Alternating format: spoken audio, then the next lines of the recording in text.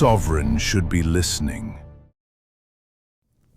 Welcome to Sovereign Story Mode, a channel wholly dedicated to bringing beloved stories to new mediums.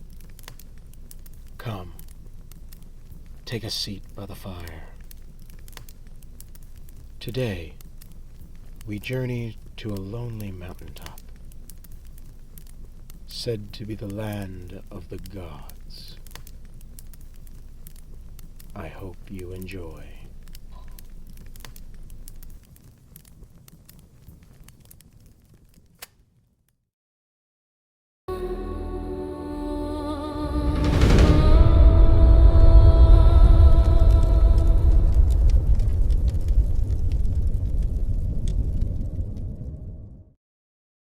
The Kindled Flame.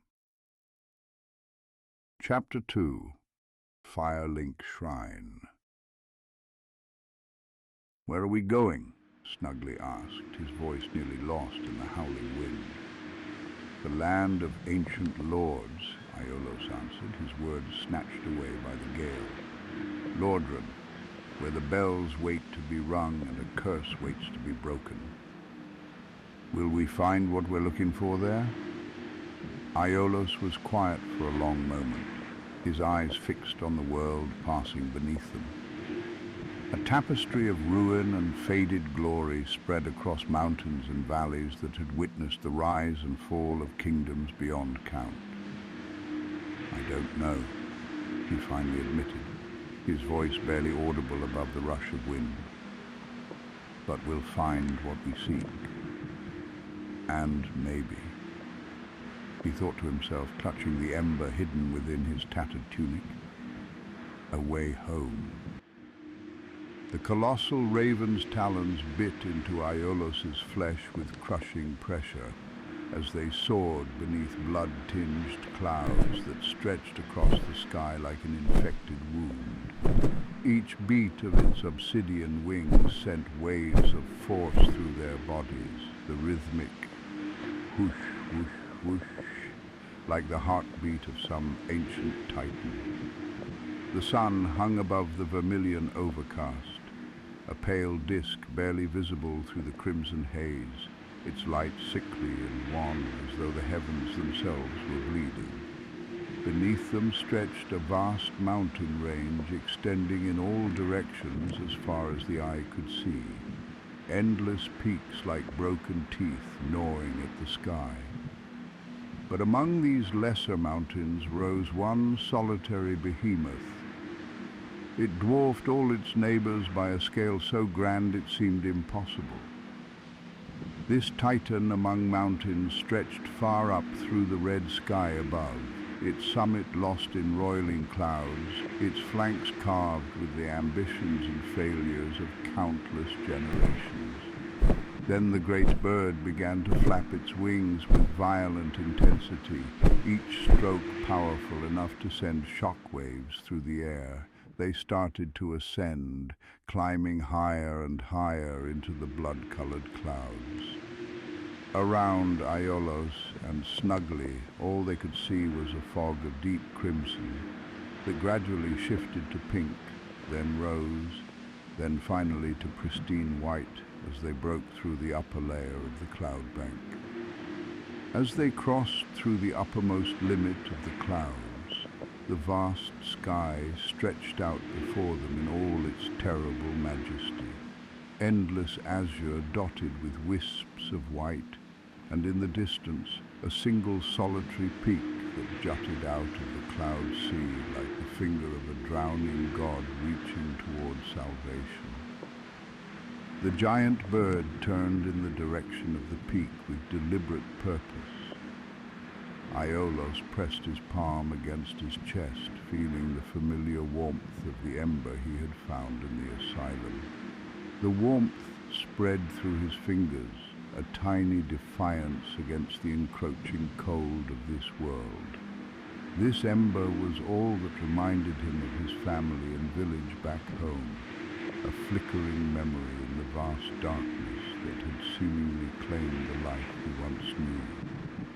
His mother's smile, his father's rough hands teaching him to shake flames, the laughter of children playing in muddy streets, all reduced to this, a dying coal pressed against his heart.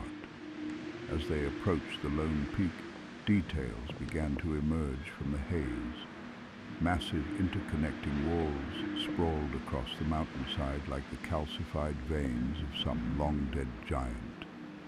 The canopy of an enormous tree jutted from the side of the mountain itself, its branches spreading wide as though trying to embrace or strangle the stone below.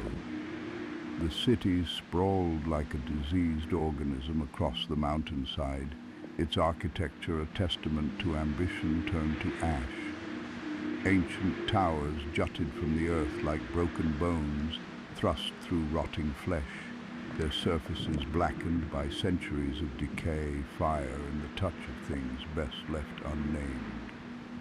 This was no heavenly sight, no promised land of salvation. It was the corpse of a civilization, picked clean by time, madness, and the slow rot of a dying age. Aiolos looked up at the great bird carrying him and shouted against the wind, "Thank you, great raven, for rescuing us." The great bird's voice boomed back, carrying a note of offense that was almost comical given the circumstances. "Don't insult me, young one. I am a Corvian, not some common carrion bird. Now hold tight, we're about to make our descent."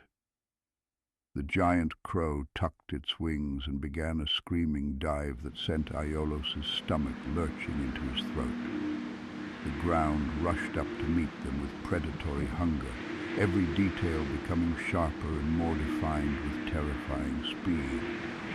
Stone ramparts, crumbling towers, the bonfire's smoke rising like a beckoning finger. All of it growing larger and larger until impact seemed inevitable. At the last possible moment, the Corvian's wings unfurled with a sound like tearing silk, a thunderous crack that echoed off the ruined walls. The sudden deceleration was almost as violent as the fall itself. Its talons opened, releasing their grip, and Aiolos plummeted the final distance. He crashed into the courtyard with bone-jarring force, the impact driving the air from his lungs in an agonized gasp. Pain shot through his legs, his back, his shoulders, every part of his body screaming in protest. Feathers the size of sword blades rained down around him as the Corvian ascended once more, its powerful wings beating against the air, its cry echoing off the walls. The great bird perched atop a spiraling tower that seemed to claw at the sky with architectural desperation, watching him with eyes like burning coals set deep in its massive skull. Aiolos dragged himself upright, his limbs trembling, tasting copper, blood in his mouth where he'd bitten his tongue.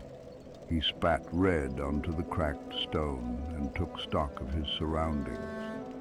The courtyard around him felt strangely calm, yet profoundly solemn, like a graveyard at twilight.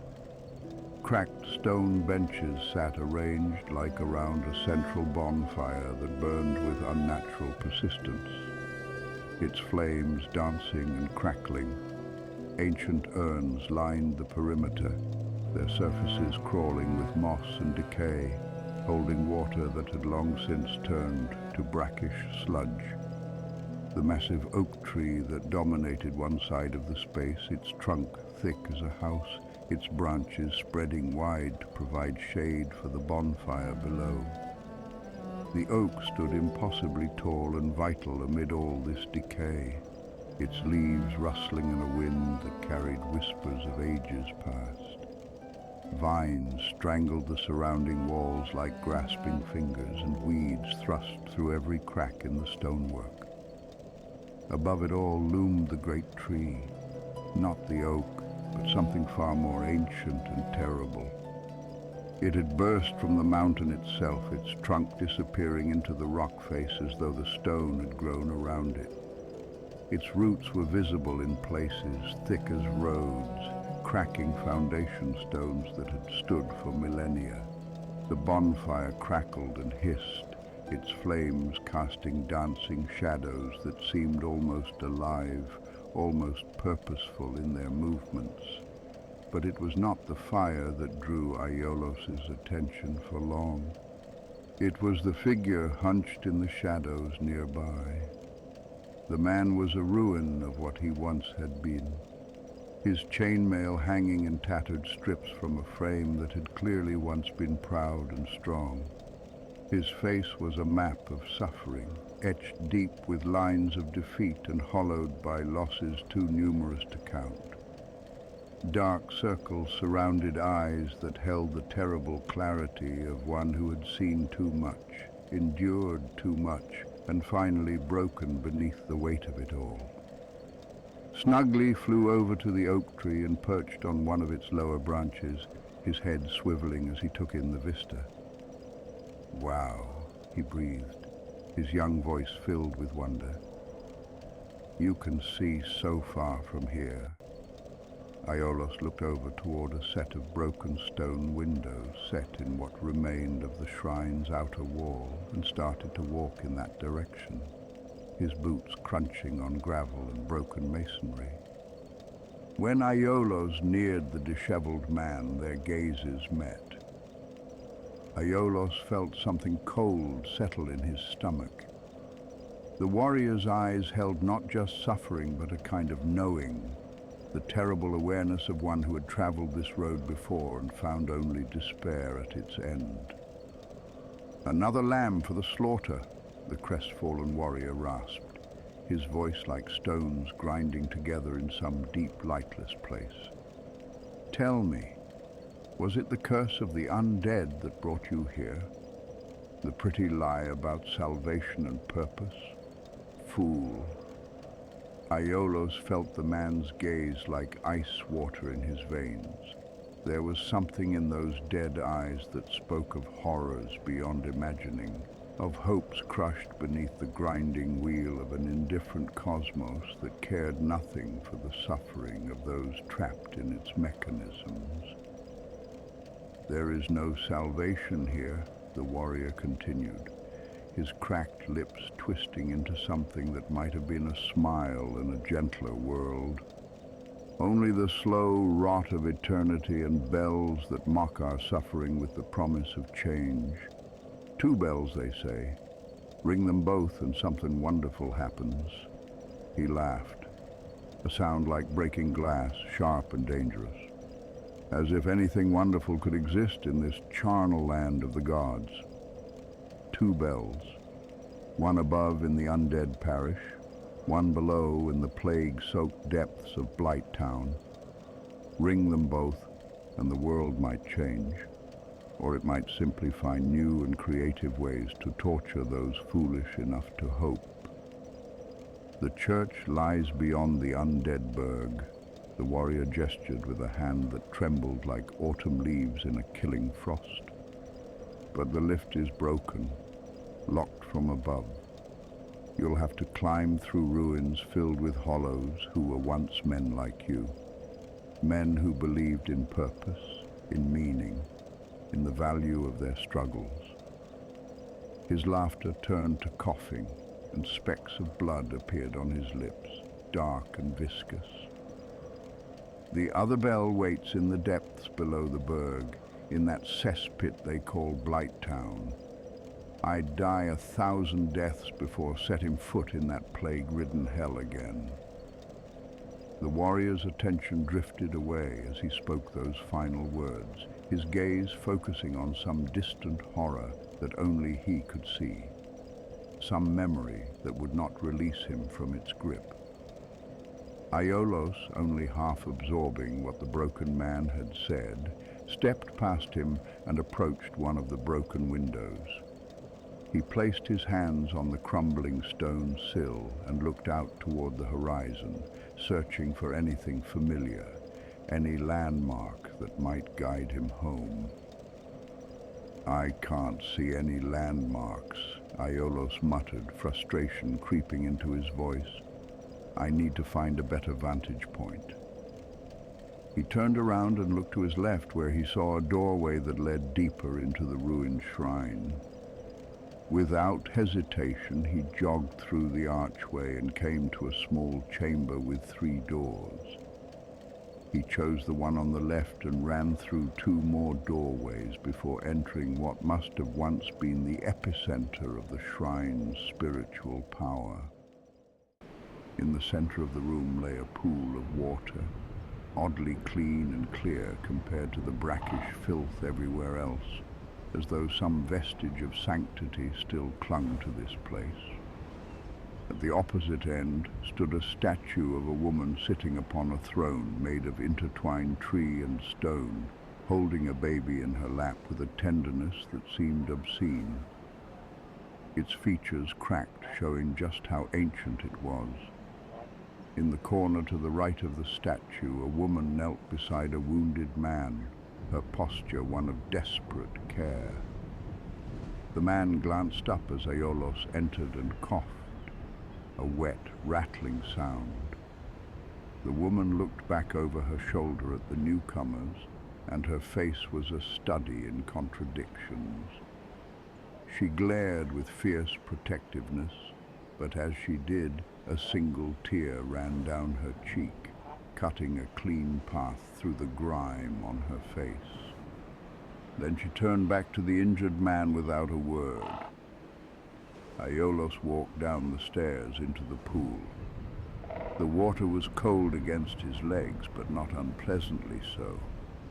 Almost refreshing after the Corvians' crushing grip and the hard landing. To his left was another door, clearly leading out to the cliffside based on the harsh wind that whistled through its frame. He jogged through the water, up the opposite stairs and out into a completely crumbled section of the shrine. Walls had collapsed here, leaving only skeletal remnants of what had once been a prayer chamber. He stepped carefully over to a small broken ledge and peered down.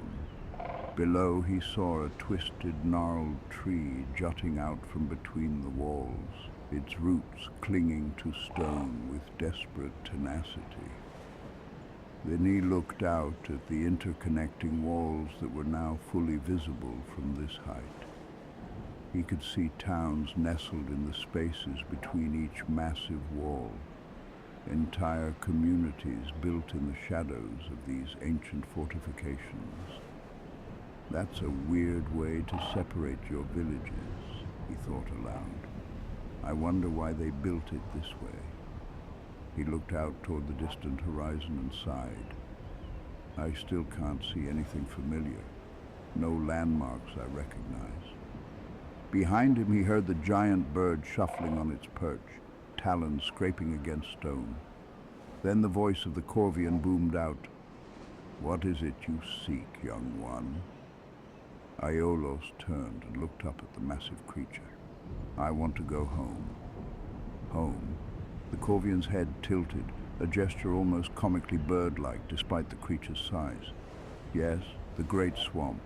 The Great Swamp. The Corvian was quiet for a moment, seeming to search its vast memory. Ah, yes, I've heard of this place. A vast forest that borders a mountain range to its northeast. It's just far. Too far for me to travel at this time, I'm afraid. My apologies. Aiolos felt his heart sink. I lack the skill to climb down this mountain peak, let alone find my way through the mountain range below. Well, the Corvian said thoughtfully, if you cannot wait until I'm able to take you, and waiting for my children to hatch will take time, then I believe there is only one way for you to make your way to the Great Swamp. Really? Hope surged in Aiolos' chest. There's actually a way. Yes, but... The Corvian paused, and Aiolos could swear he saw something like pity in those burning eyes. You are too weak to acquire what you need. What you seek is an item of the gods themselves, a vessel that can carry you vast distances in a short length of time. Do you see that giant wall over there? The Corvian extended one massive wing, pointing to Iolos's right. He turned and looked to see a wall so massive it seemed less like architecture and more like a natural feature of the mountain itself. Beyond that wall lies the old Burg, and beyond that, high above, at the very peak of this mountain, sits the city of the gods themselves, Anor Londo. Snugly flew over and landed on a stone perch just above Aiolos, his eyes wide as he listened with rapt attention. In that city, the Corvian continued, you will find what remains of the lords of the realm. If you can prove yourself worthy, if you can demonstrate the strength and will that the gods expect, they may bestow their favor upon you. But as I said, you are far too weak to make such a journey now. You would die within hours. But I have to try, Aiolos protested, desperation creeping into his voice. Then you will die, the Corvian said flatly. Aiolos stood in silence for a long moment, the weight of the Corvian's words settling on his shoulders.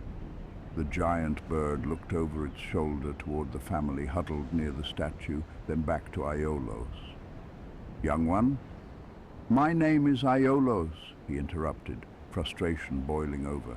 And I'm 19 years old, a man grown, not some child. Ha ha ha ha ha. The Corvian's laughter boomed across the courtyard, genuinely amused. I've lived in these lands for more than 1,000 years, boy. To me, you are young indeed. Ha ha ha ha ha. Now, did you notice that pair near the statue in the shrine? Yes, Aiolos said, his anger cooling to resignation. I believe that if you were to aid them bear their burden, it may help you on your journey. At worst, you will be stronger for the ordeal, and in this land, strength is the only currency that matters. Aiolos turned and looked out toward the horizon, his eyes drawn down toward the gnarled tree and the graveyard that surrounded it. Weathered headstones jutted from the earth like broken promises, marking the resting places of those who had fallen before the curse truly took hold. I must return home, he whispered to himself. I will not end up like them. Forgotten, unmourned, my bones scattered across some cursed land. Snugly hopped closer along his perch. The stories my parents told me were true. Why don't we at least see if we can help those people? It couldn't hurt, right? Again the Corvian laughed, the sound echoing off stone. Ha ha ha, it very well may kill you, little one. But you are undead now. Dying should not be your greatest concern. Going hollow should be. Aiolos thought for a moment, weighing his options. Finally, he nodded. I agree. Let's help them. That's the spirit. The Corvian ruffled its feathers approvingly. Aiolos re-entered the shrine, his boots splashing into the clear pool. He turned left and started walking toward the pair huddled near the statue. As he ascended the stairs, he took a moment to observe the monument more closely. Covered in vines and moss, the statue depicted a woman of serene beauty sitting upon a throne made of both stone and living wood, as though the two materials had grown together over centuries. The woman was holding a baby in her lap with infinite tenderness, her stone face frozen in an expression of maternal love that seemed to mock the decay surrounding it. Aiolos looked down at the pair. The young woman had risen and walked toward him, and with an angry, defensive look on her face, she demanded, "What do you want?" Without hesitation, Aiolos immediately replied, "To help." Cough, cough. The young woman's expression shifted instantly from hostility to panic. She turned and ran back to the wounded man. "Brother, you need to rest." Aiolos could now see them more clearly.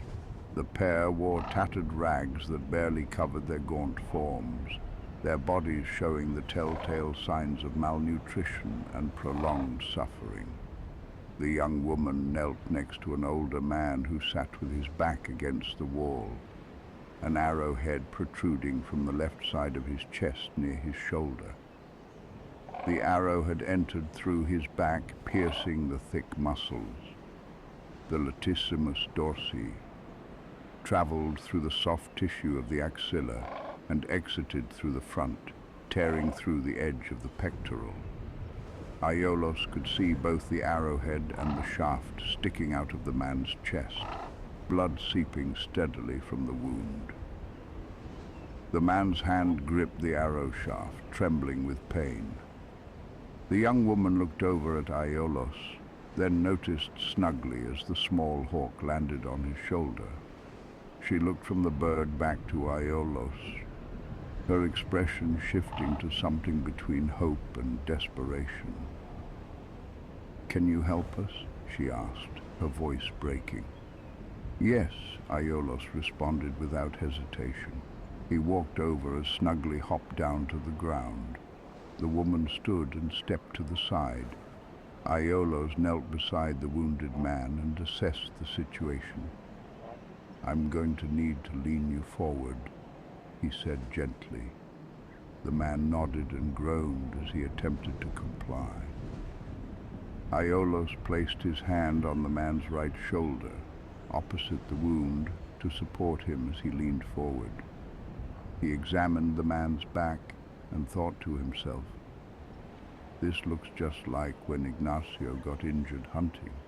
The arrow went straight through, so if I snap the shaft, I can pull out the rest cleanly." "All right," Aiolos said aloud. "This is gonna hurt, but I'm gonna get the arrow out." The man nodded again, his jaw clenched.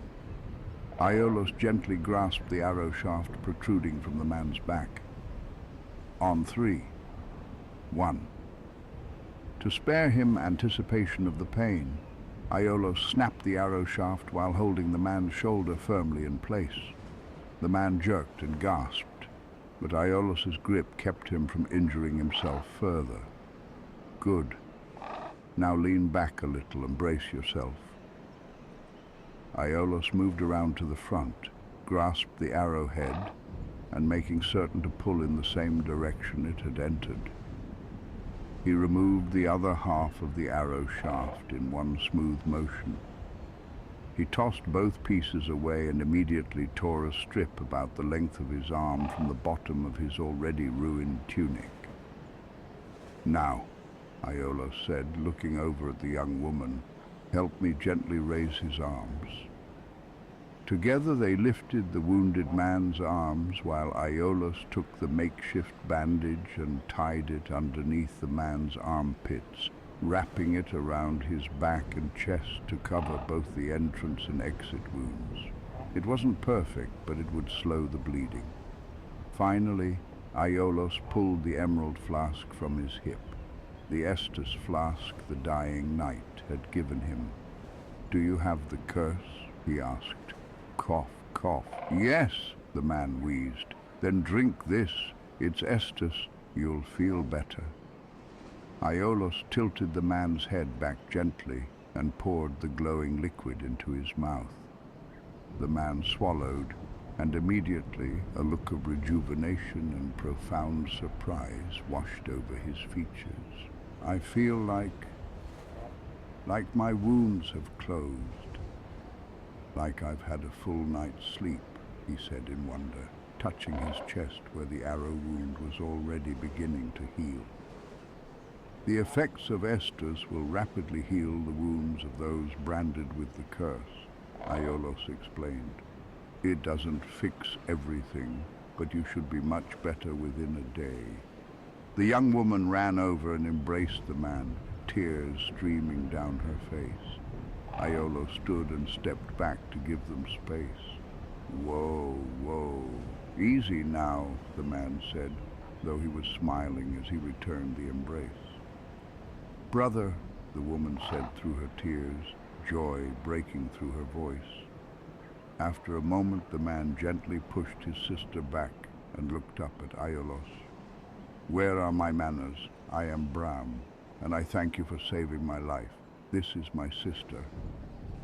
"I am Breda," the young woman said, wiping her eyes and offering Aiolos a tremulous smile.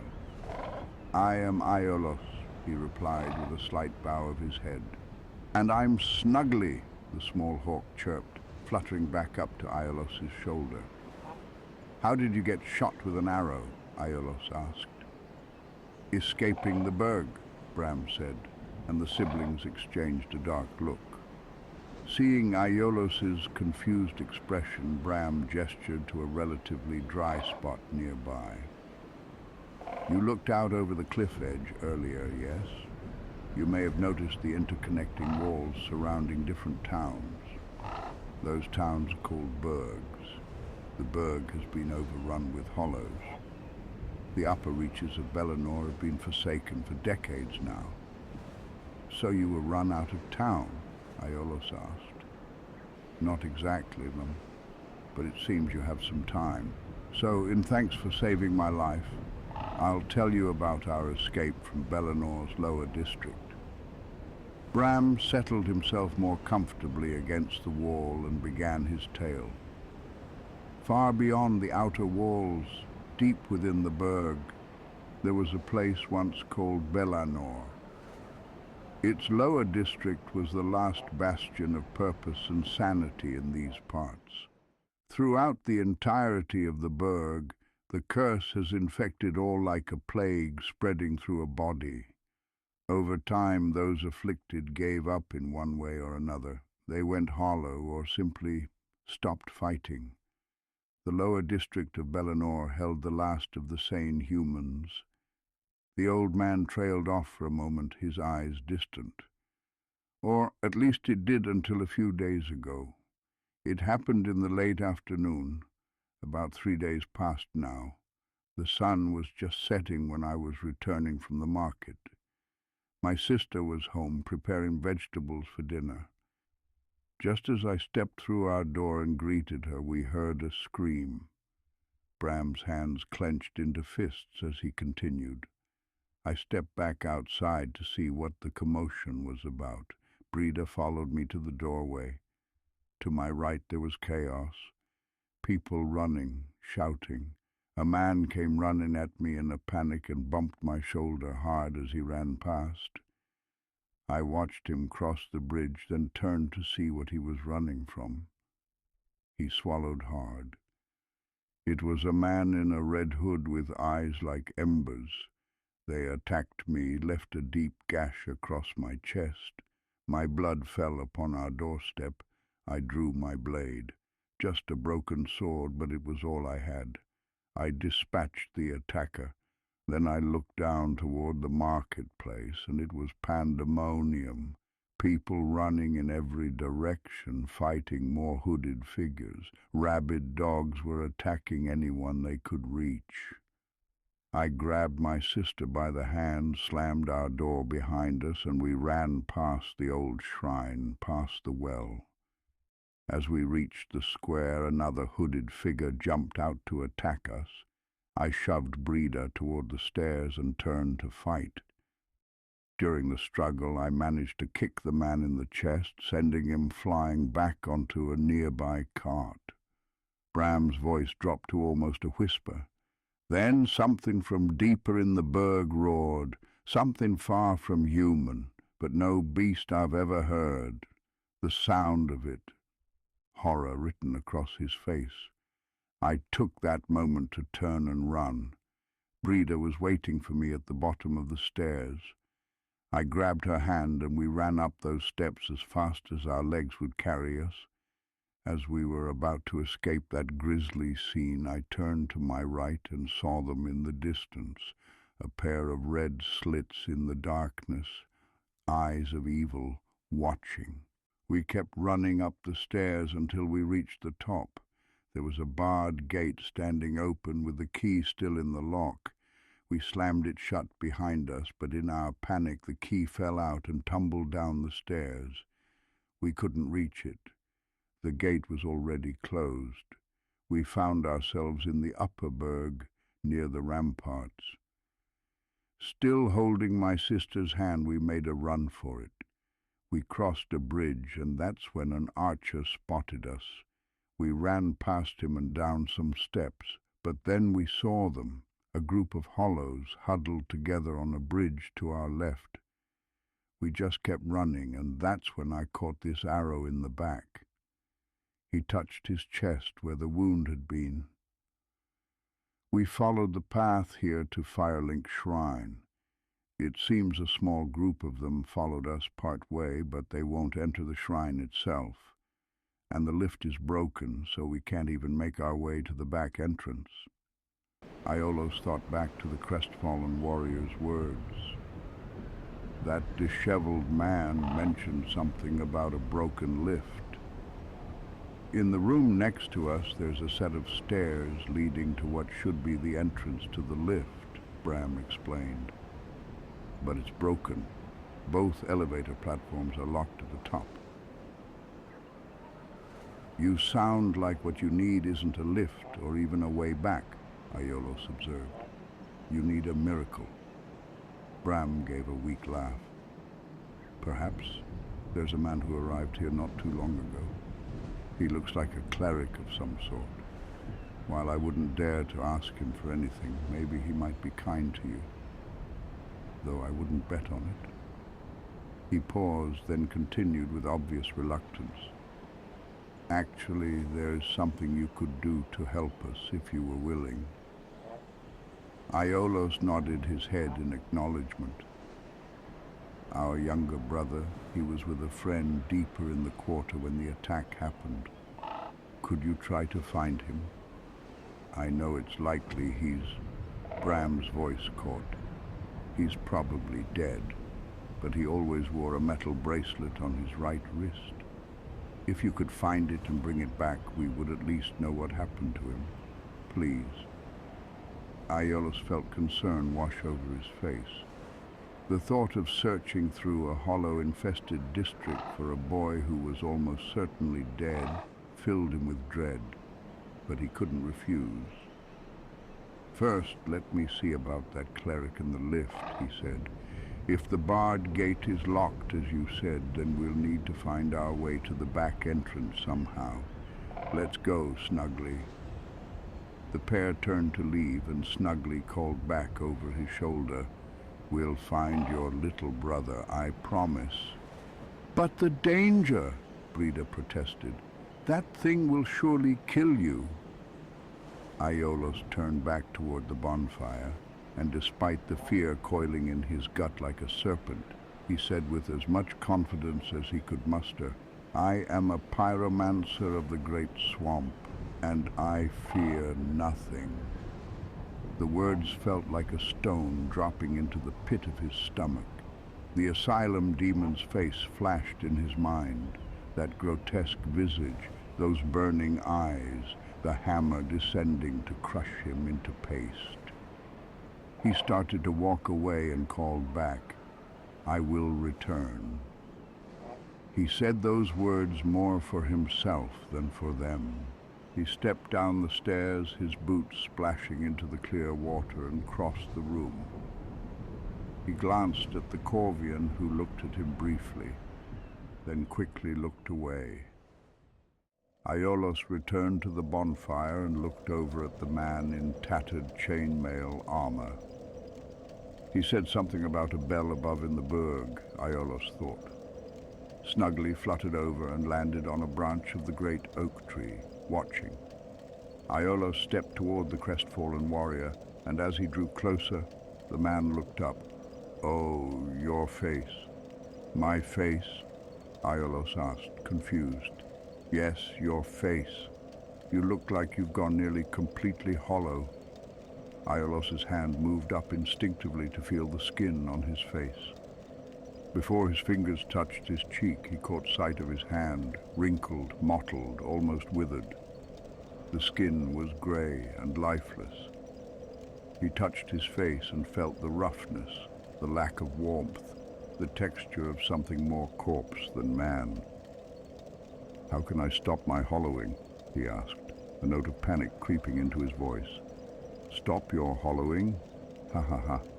You never know. Going fully hollow might solve a few problems. No more pain, no more fear, no more memories to haunt you." "Up. How do I reverse it?" Aiolos demanded. "Reverse it? Well..." The warrior leaned back, enjoying his moment of superior knowledge. "You need humanity. You could steal humanity from another, or you could pillage it from the dead. I don't understand." "Oh, you don't know?" The warrior's eyes gleamed with something like malicious amusement. "As a hollow, you can feel the humanity within another person or corpse. Place your hand on the chest or back of the individual, and if they're dead, you can remove their humanity and take it for yourself. Just reach in and pull." Aiolos' face turned from confusion to concern, then to horror. The implications crashed over him like a wave. To steal the very essence of another person, even in death. "Well, you do as you please," the crestfallen warrior said with a dismissive wave. "It's all the same in the end." "Thank you," Aiolos said quietly. "But I wanted to ask you about the bells. You said something about 2 bells. "Oh, that's all we need. Another inquisitive soul asking about destiny and prophecy." The warrior sighed deeply. "Well, listen carefully. Up above in the undead parish, there is a bell. But the lift is broken, and the only path is through the undead Burg. The second bell is down below, beneath the plague-infested Blight Town." "Could you tell me anything else about this shrine? Do I look like I'm in the mood for conversation?" the warrior snapped. Then he sighed again, his anger deflating into weary resignation. "Whew. If you pray at the bonfire, you can turn your souls into strength. Kneel before the flame and pray for what you wish to become stronger in, and your collected souls will make it so. This is only possible because of the Firekeeper bound to this place." He gestured vaguely toward the shrine. "There's also a cleric somewhere deeper in these ruins. If you're in search of miracles, which you most definitely need, seek out the cleric. Now go, leave me be." As the crestfallen warrior finished his statement, his face took on a shade of anger, and his hand drifted to the hilt of his blade in unmistakable threat. "Thank you," Aiolos said quickly. "I'll go now." Aiolos returned to the bonfire, his thoughts dwelling on the possibility of gaining strength through prayer to the flame. He reached into his pocket and felt the souls he had collected along his journey through the asylum. That strange, writhing essence of the defeated. He held them firmly in his palm, feeling them squirm like living things. He knelt beside the bonfire, the heat washing over him, and held the souls up toward the flames. "Oh, flame," he prayed, his voice barely above a whisper, "please grant me the vitality and endurance to overcome these trials ahead." The white flame-like essence of the souls in his hand began to swirl, then exploded into motes of light that danced like fireflies. They circled around Aiolos, drawn to him like moths to flame, and absorbed into his form. He could feel a rush of strength flow through him, his muscles growing denser, his bones feeling somehow more solid, his entire being reinforced from within. "It really works," he exclaimed, standing and looking down at his hands in wonder. He looked to his right at the crestfallen warrior. The man smirked but said nothing. Aiolos looked back down at the fire, then glanced to his left and saw a well. A corpse lay slumped against that well, its body preserved by the dry air and cold. Something inside Aiolos stirred, an instinct, a sense he'd never had before.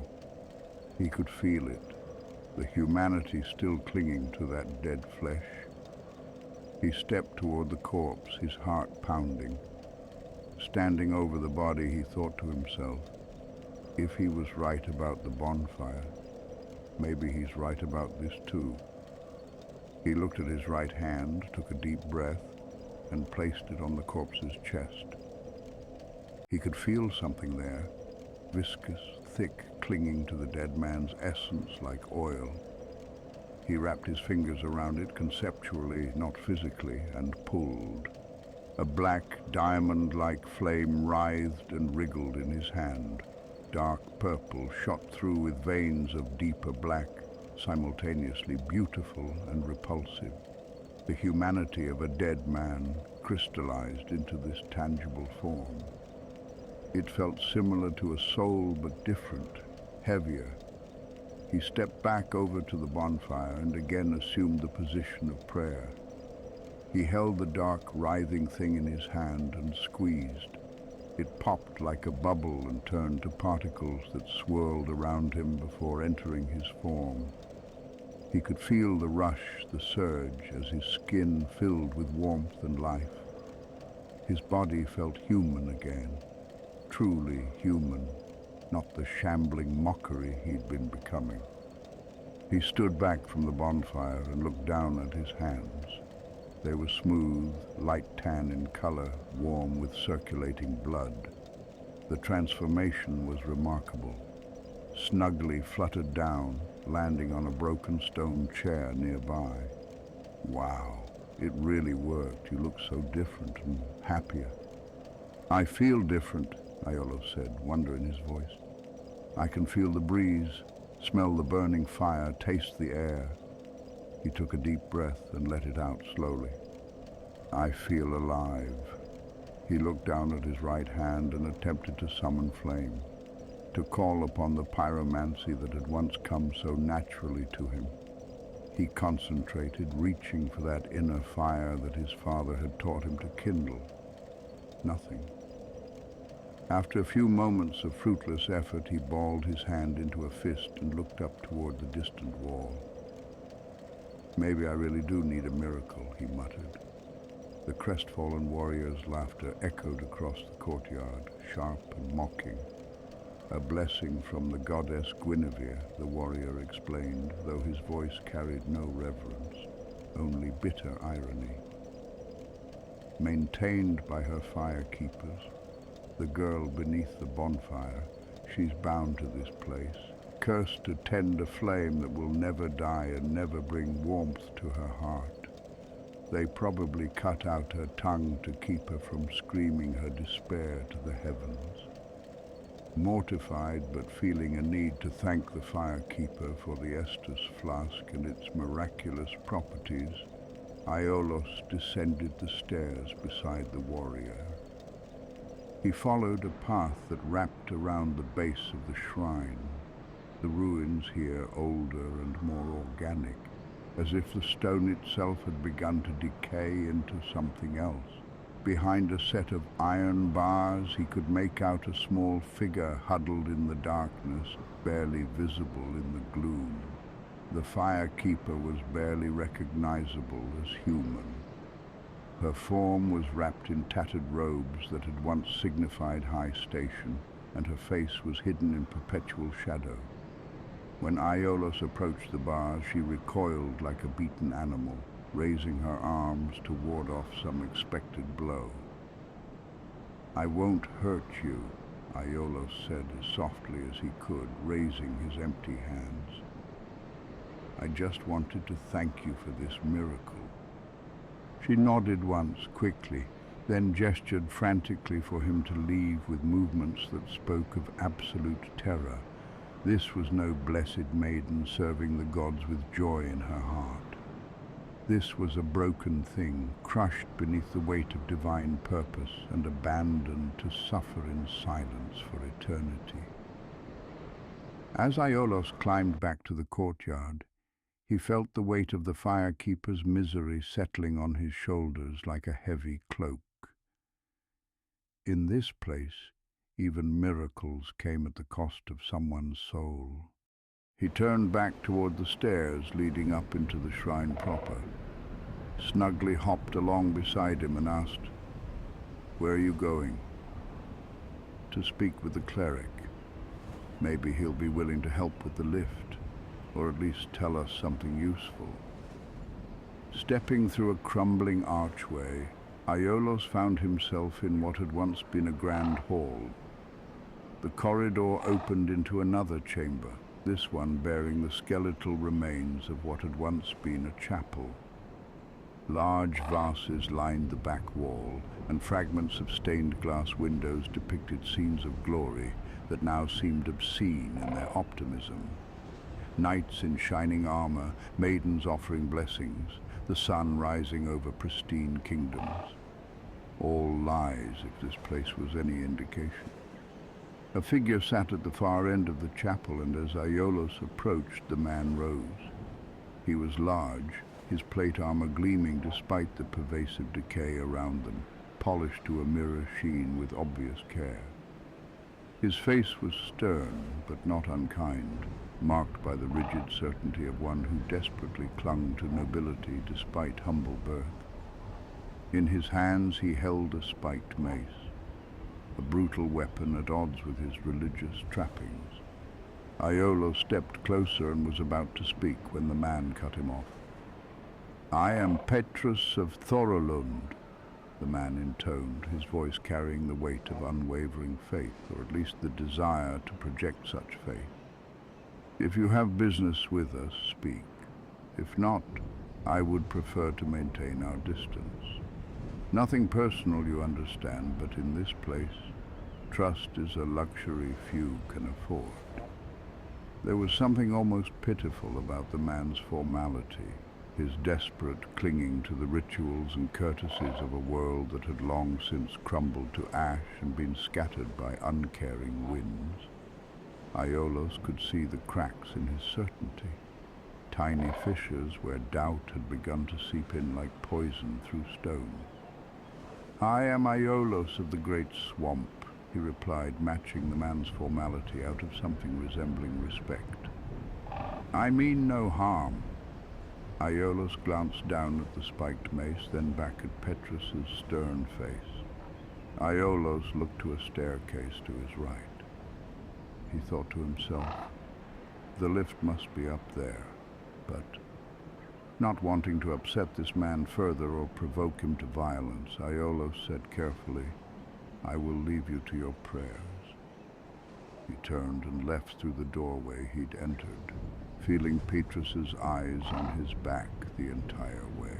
Aiolos turned left and stepped through the next broken archway, following a path that led to a long hallway. At the end of the hall was a room where rocks had collapsed inward, burying most of the space beneath rubble. In the corner of the room, hunched over and long dead, was a corpse. Between its skeletal legs sat a brown ceramic ball. Aiolos reached down and picked it up carefully. Firebombs snugly. "What are those?" the young hawk asked, tilting his head.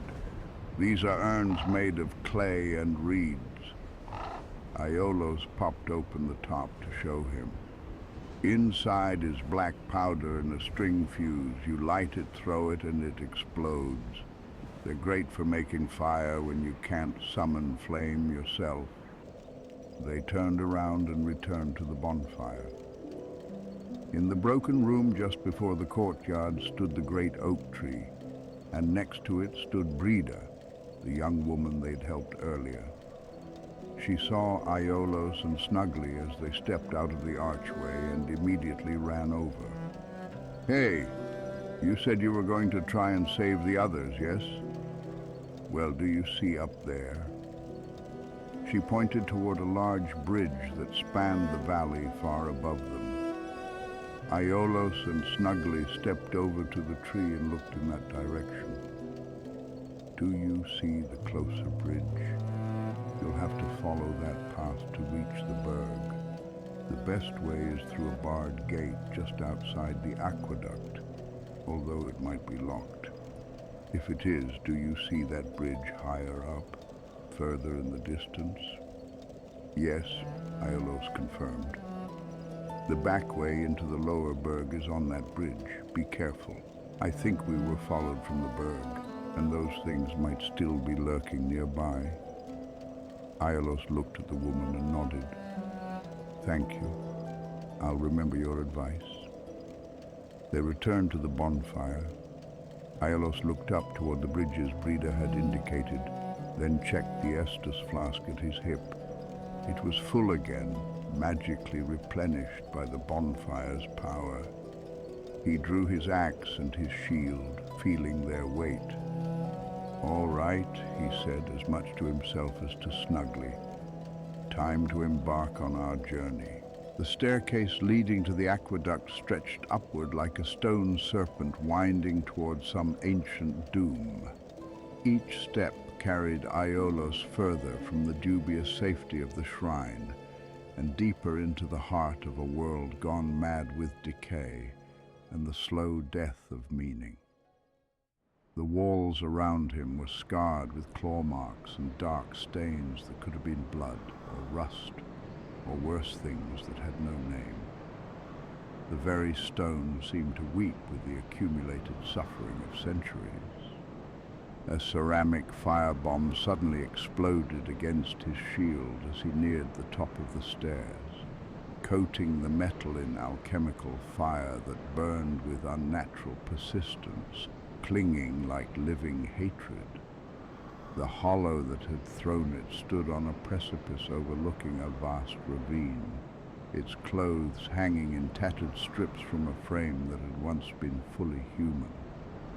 This was what awaited him, what awaited all of them eventually. The slow erosion of humanity, the gradual surrender to madness, until nothing remained but appetite and the vague memory of what it had once meant to be alive and whole. Aiolos charged the hollow, his axe cutting through the fetid air with a whistle. The creature tried to grab him with fingers ending in blackened claws that spoke of long nights spent digging through carrion and filth.